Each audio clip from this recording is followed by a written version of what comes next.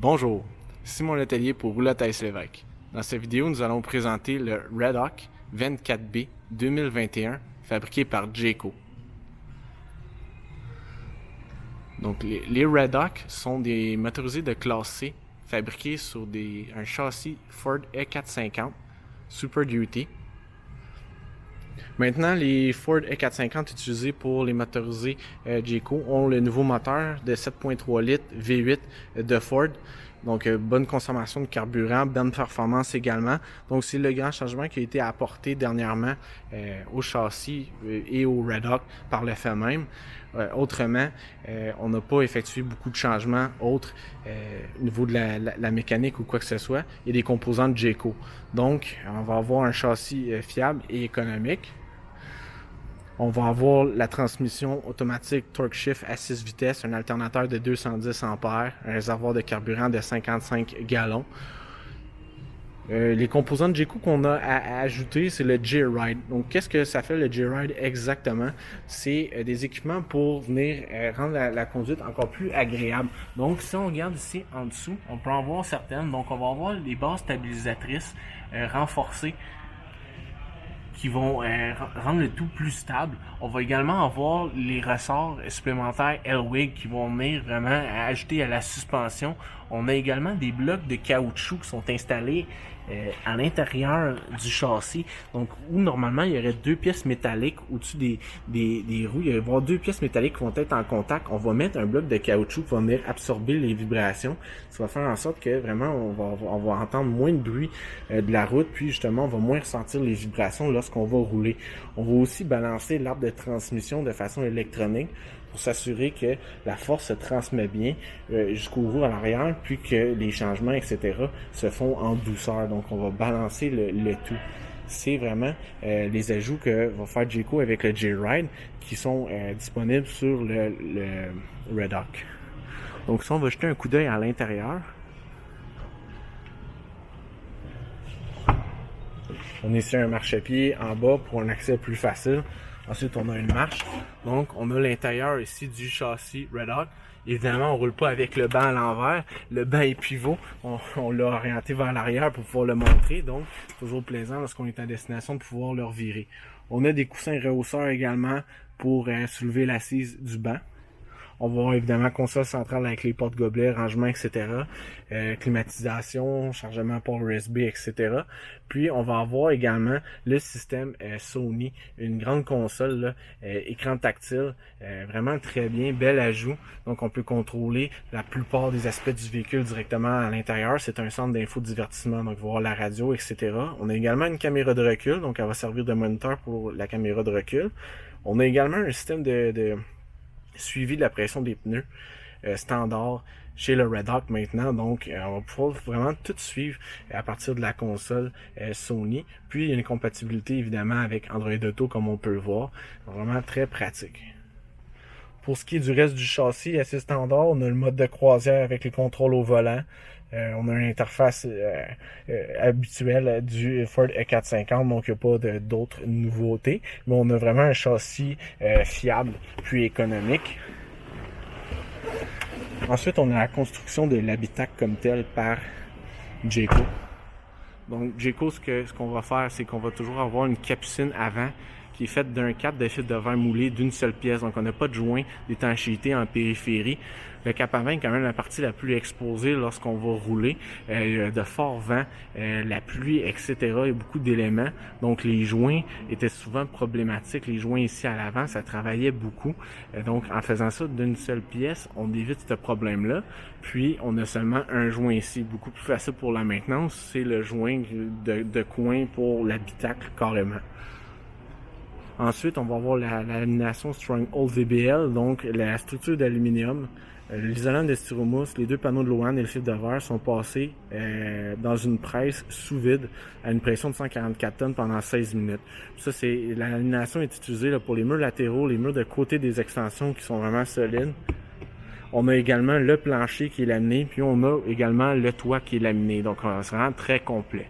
Au niveau du toit, on a une membrane de TPO sans joint qui va faire tout toute la longueur du toit qui va protéger la structure des intempéries, des rayons UV, etc. Puis on a aussi de base un auvent d'extension qui va venir protéger le toit d'extension des débris. Donc si ça tombe dessus, lorsqu'on va refermer l'extension, l'auvent se roule, les débris tombent au sol au lieu de rester coincés sur le toit. C'est toujours plus pratique. On a également des fenêtres sans cadre teintées qui viennent ajouter au look. Là, si on veut, on a un fini gel coat blanc pour le reste du véhicule. Là.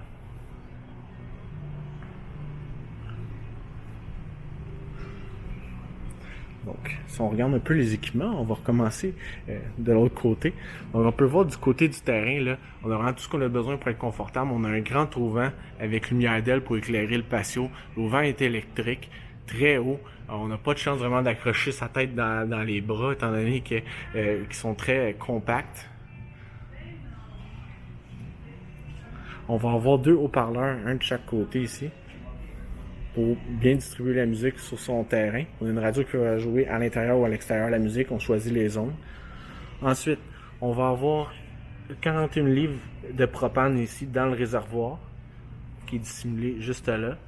On va avoir des coffres de rangement, on va le voir tantôt, là. Il y en a un qui est éclairé, donc on a des coffres de rangement en métal étanche, vraiment très résistants. Si jamais on met des trucs qui sont sales ou mouillés, il n'y aura pas de problème. Ici on a une connexion de télé, puis une prise. On a également préparation pour le satellite, donc on a déjà on a la préparation pour le satellite, mais ce que je voulais dire, c'est qu'on a la préparation solaire. Donc on a déjà le fil pour pouvoir installer des panneaux solaires au toit avec le contrôleur. Si jamais on veut augmenter son autonomie, c'est faisable. Puis on a un accès facile également à la batterie. D'ailleurs, le compartiment de batterie qui est dissimulé sous la première marche juste ici, là. Ensuite, on a d'autres compartiments de rangement. Puis, juste ici, on va avoir, on a un bon aperçu là, du compartiment de rangement, justement de la cloison métallique qui vient fermer le tout. Donc, on peut ranger des trucs qui ont été à l'extérieur sans problème. On a juste à laver le compartiment, ça se lave très facilement. Tout ça est en métal. Il n'y a pas de problème d'affecter des matériaux qui seraient sensibles à l'eau ou quoi que ce soit. Finalement, juste faire un petit retour. Ici, on a la sortie de la fournaise de 31 000 BTU. On a également la sortie pour ce qui est du chauffe-eau de 6 gallons, gaz, propane, électricité comme mode de fonctionnement. On peut alterner entre les deux, recouvrement rapide. Ensuite, pour ranger le boyau d'égout, vraiment très simple, on retire l'embout du pare-choc, puis on peut le glisser à l'intérieur, comme ça on ne salit pas rien dans les coffres de rangement, c'est rangé à part quand même le boyau d'égout, on veut pas niaiser. Puis ici, on a le receveur 2 pouces, capacité de 7500 livres. Puis on a un connecteur 7 brins pour pouvoir tirer une remorque à l'arrière. Donc vraiment, 7500 livres, c'est pour la meilleure capacité qu'on va avoir pour les motorisés classés de ces dimensions-ci. Donc si jamais on veut remorquer quelque chose, le Red Hawk est définitivement une bonne option. Ensuite, on a la caméra de recul qui est installée discrètement en haut. On a une échelle pour l'accès au toit qui vient de série de chez Jayco, ce qui est toujours mieux étant donné qu'on s'assure que dans le mur, il y a les ancrages plus solides lorsqu'on va installer l'échelle. Ensuite, connexion pour l'eau, douche extérieure. On va avoir ici les valves au gris au noir avec la trappe d'égout qui est juste ici. On va avoir un grand compartiment de rangement de ce côté-ci avec encore une fois la cloison métallique. On a des interrupteurs pour la plomberie, mais les mettre dans les différents modes, soit remplissage du réservoir, aqueduc, rinçage, préparation pour l'hiver, etc. Donc, on n'a qu'à suivre le schéma, vraiment très facile. Ensuite, on a branchement électrique de 30 ampères disponible ici. Donc on a un compartiment juste en haut, on peut ranger le câble, on peut le faire passer par l'ouverture au sol, etc. Donc il est toujours rangé à l'intérieur, on a juste à faire sortir la longueur dont on a besoin.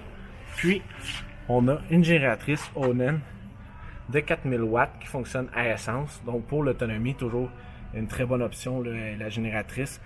C'est sûr que les panneaux solaires vont permettre de prolonger au niveau du 12 volts avec la batterie, de les recharger, etc.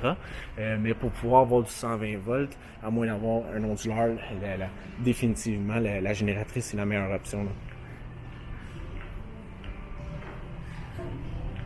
Donc on va aller maintenant à l'intérieur. Donc juste ici en rentrant, on a interrupteur pour le courant à la section VR. On a les lumières extérieures, haut-parleurs extérieurs, On a également le contrôle de l'eau-vent.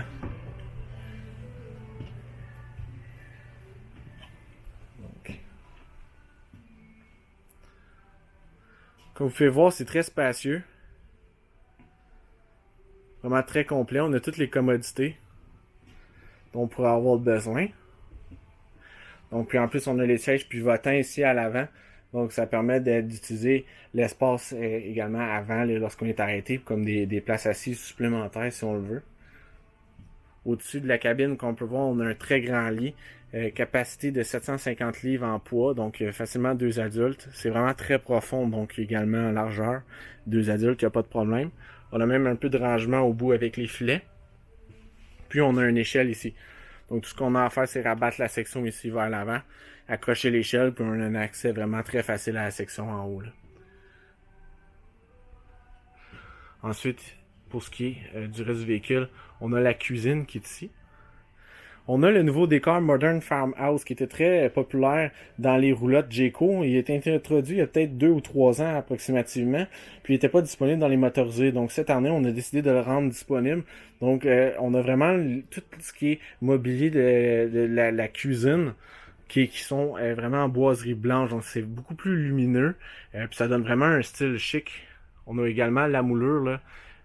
Ici en haut. Dans toutes les armoires, portes d'armoire, moulures, c'est en bois franc, donc on a vraiment une belle finition, c'est résistant. On a des lumières d'accent également intégrées en haut de l'extension qui vont éclairer le plafond, ce qui est toujours le fun en soirée, d'avoir un éclairage un peu plus tamisé. Puis on a également lumière d'accent au bas du comptoir ici dans la cuisine, donc vraiment très bien. Puis on a un éclairage évidemment de lumière d'aile encastré directement au plafond pour lorsqu'on veut avoir une bonne luminosité. On peut voir, on a plusieurs trappes de climatisation qui sont partout à travers le toit pour répartir l'air frais. On a un climatiseur de 15 000 BTU qui est installé au plafond. On a la fournaise de 31 000 BTU qui pousse son air à travers des trappes au bas du mobilier. Donc vraiment, on va être confortable à l'intérieur du Red Hawk. Il n'y a pas de problème. Donc, si on regarde un peu plus les composantes, de la cuisine. On va avoir un peu de rangement ici au-dessus de la porte, donc des prises. On a également une préparation pour le satellite, donc on a déjà des connexions ici disponibles. On a le panneau de contrôle ici sur le côté des armoires de la cuisine. Donc on peut mettre en marche des coussins chauffants sous le réservoir. Si jamais les températures sont plus fraîches, on a peur qu'il y ait peut-être du gel pourrait se former. On a juste à mettre en fonction des coussins. On est sûr que de prévenir le gel jusqu'à une certaine température, évidemment. On a la pompe à eau qu'on peut mettre en marche lorsqu'on n'est pas sur l'aqueduc pour créer une pression depuis le réservoir. Puis ensuite, on a les interrupteurs pour le chauffe-eau gaz propane électricité, les niveaux des réservoirs, l'extension, puis mettre en marche ou éteindre la génératrice. Elle va déjà détecter s'il y a une connexion électrique, puis il y a un auto transfer switch qu'on va appeler, donc un interrupteur de transfert automatique, mais on peut l'allumer et l'éteindre ici. Puis on a un compteur également pour les heures pour suivre la maintenance de sa génératrice correctement. Ensuite en haut, on a plusieurs compartiments de rangement. Puis au-dessus du micro-ondes également. Donc vraiment très pratique. On a un micro-ondes à convection. Donc pour des cuissons un peu plus complexes, ça peut toujours être intéressant. Ensuite, au niveau du comptoir, on a vraiment une belle finition avec la lumière d'accent. On a un grand évier en acier inoxydable à 2 cuves, un robinet surélevé qui vous laisse de la marge de manœuvre pour travailler quand on fait la vaisselle, etc. On a une fenêtre pour aller chercher de la luminosité. On a également une fenêtre dans la porte, donc on va maximiser l'éclairage de ce côté-là. Dans le comptoir, on a des prises et ports USB intégrés directement qui sont rétractables. Donc c'est vraiment très pratique. Pour les refermer, on appuie tout simplement à la base et on les rabat. Donc c'est vraiment très discret, pas encombrant. Ensuite, on a la cuisinière ici, 3 brûleurs, un faux furion. On a le fourneau également. Donc on a une plaque de verre ici pour venir refermer le tout qui est encastré. Donc on peut l'utiliser comme surface de travail. On a un beau dosseret décoratif en tuile qui vient protéger les murs si jamais il y a des éclaboussures d'huile, de gras, etc. Ça ne viendra pas tacher les murs du motorisé. Ensuite, on a également du rangement en bas. Donc on a beaucoup de rangement en dessous du lavabo. Puis on a plusieurs tiroirs avec du rangement.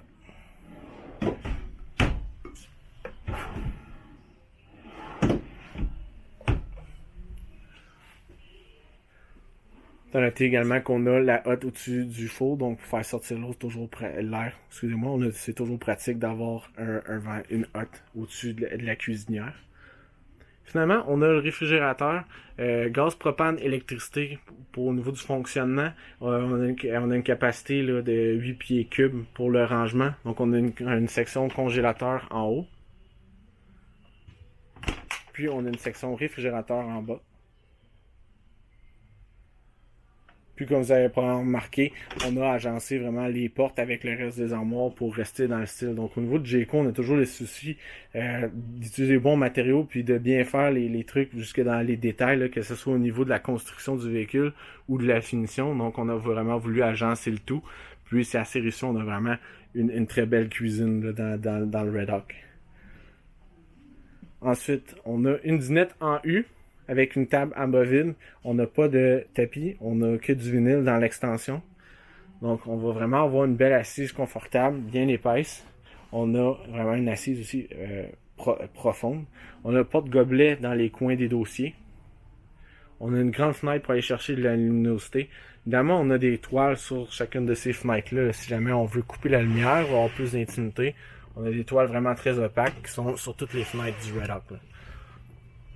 On a un peu de rangement ici. Donc 3 compartiments quand même. On a des tubes à pression sur les armoires, donc on n'a pas besoin de les maintenir ouvertes tout le temps qu'on fouille. On fait juste l'ouvrir. On peut utiliser les 2 mains fouillées. C'est plus pratique. Puis on a la télévision juste là qui est sur bras pivot. On a même une petite table de rangement en dessous avec du rangement ici à l'intérieur. La télévision, on a déjà le filage pour le satellite. On a également une antenne King qui est juste là. L'antenne King pas besoin d'être abattue et relevée pour avoir le signal. On fait tout simplement optimiser le signal en pivotant l'antenne, mais c'est vraiment pour des fins d'optimisation. C'est pas grave si on la rabat pas et il n'y a pas besoin de le faire. Ensuite, à l'arrière, on a la chambre. Donc, le mur complet en extension de ce côté-là, quand même une configuration classique au niveau des motorisés. Là, on va l'avoir fréquemment. Par contre, avec le 24B, le fait d'être plus long, ce que ça permet, c'est d'avoir vraiment une très grande dinette avec un peu de rangement, puis la télé disposée là. On a le mode de rangement au centre, mais on va avoir également beaucoup de rangement dans le meuble ici à l'arrière. Donc, ici, on a un compartiment de rangement avec plusieurs tiroirs sur glissière, qui va être très pratique pour peut-être les épices, le canage, ces affaires-là. Donc, plusieurs petits pots, des fois accéder au dernier, c'est pas toujours pratique. Là, en pouvant tirer, on peut avoir vraiment accès facilement à tout ce qu'on y a rangé. Là. Puis, à côté, on a des tablettes, tout simplement, très profondes, pour ranger les trucs un peu plus grands. On a également 2 tiroirs ici au bas.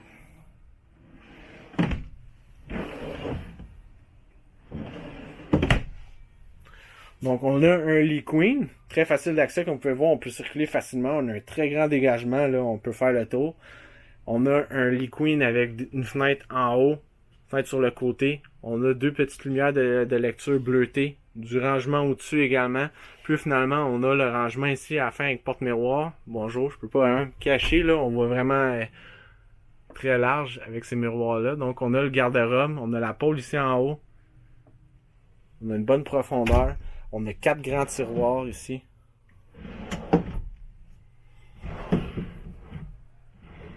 On a également une prise disponible ici en bas. Sinon, on a accès au convertisseur, panneau et fusible disjoncteur qui est tout dissimulé ici à l'arrière. On a ici le thermostat. On peut contrôler l'extension directement ici également, l'éclairage. On a déjà également une place pour installer une seconde télévision avec la sortie puis la prise électrique. On a également une trappe pour pouvoir faire circuler l'air juste ici en haut. On a un rideau qui peut être tiré pour plus d'intimité si jamais une personne se couche avant ou se lève un peu plus tard. Donc, vraiment très bien pensé. Finalement, on a la salle de bain. Donc, on a une très grande salle de bain ici. Donc, au fond, on va avoir une grande douche avec des parois en ABS qui vont faire tout le tour. On a des tablettes intégrées. On a une belle robinetterie noire qui va s'agencer avec le reste du véhicule. On a un puits de lumière en haut.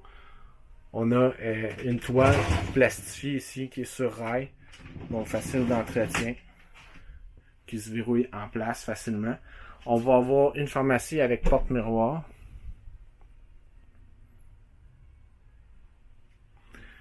On a un comptoir avec un robinet noir agencé, un lavabo acier inoxydable, une bonne superficie également. On a ici un petit compartiment pour un accès rapide, maquillage, quoi que ce soit, des plus petits trucs qu'on voudrait ranger, avoir accès.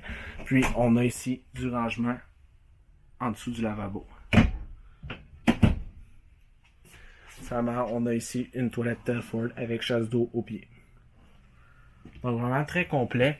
Au niveau de la salle de bain, on peut faire circuler l'air. La fenêtre ici peut aller chercher la luminosité. Évidemment, on a une toile si on veut plus d'intimité. On peut l'ouvrir pour faire circuler l'air. On a également un ventilateur au plafond si on veut faire circuler l'air sans ouvrir la toile. Sinon, on peut ouvrir les deux. L'air va circuler très bien. Donc, c'est ce qui fait le tour pour le Redock 24B. Si jamais ce modèle-là vous intéresse, sinon il y a d'autres modèles de Redock également, même plus grands. Si jamais vous voulez encore plus d'espace, vous pouvez visiter notre site web www.roulotte.ca, vous pouvez clavarder en ligne avec un représentant, consulter notre inventaire, obtenir davantage d'informations à propos des autres modèles ou le modèle 24B. Donc www.roulotte.ca. Sinon, vous pouvez toujours vous rendre dans l'une de nos succursales. Nous sommes dépositaires des motorisés de Jayco, c'est-à-dire les succursales de Laval, Châteauguay, Sainte-Hélène, Trois-Rivières, Saint-Apollinaire et Saguenay. Merci.